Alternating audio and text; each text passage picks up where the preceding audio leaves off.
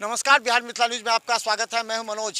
देखिए, ललित यादव आज सुबह श्यामा मंदिर में पूजा अर्चना करने के बाद नामांकन के लिए निकले, कर्पूरी स्थल पर पहुंचे। उसके बाद वहां से नामांकन करने के लिए दरभंगा डीएम कार्यालय पहुंचे।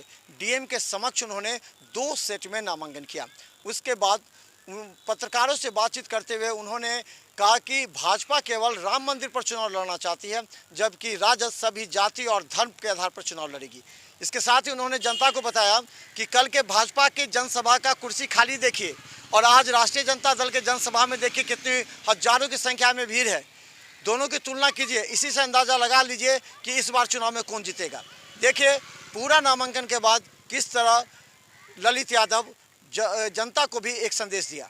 जिंदाबाद जिंदाबाद, इनकलाब जिंदाबाद जिंदाबाद जिंदाबाद, ललित जिंदाबाद जिंदाबाद जिंदाबाद, इनकलाब जिंदाबाद जिंदाबाद जिंदाबाद, जाना जिंदाबाद जिंदाबाद जिंदाबाद, जाना जिंदाबाद जिंदाबाद।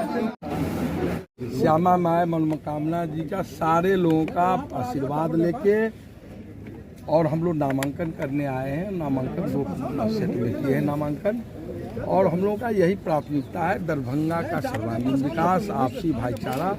दरभंगा देश और दुनिया के मानचित्र पर है, इसमें और 4 चाल लगाने का काम करें। 2 सेट में नामांकन किए हम लोग। नामांकन आज किए हैं दरभंगा का सर्वांगीण विकास, आपसी भाईचारा।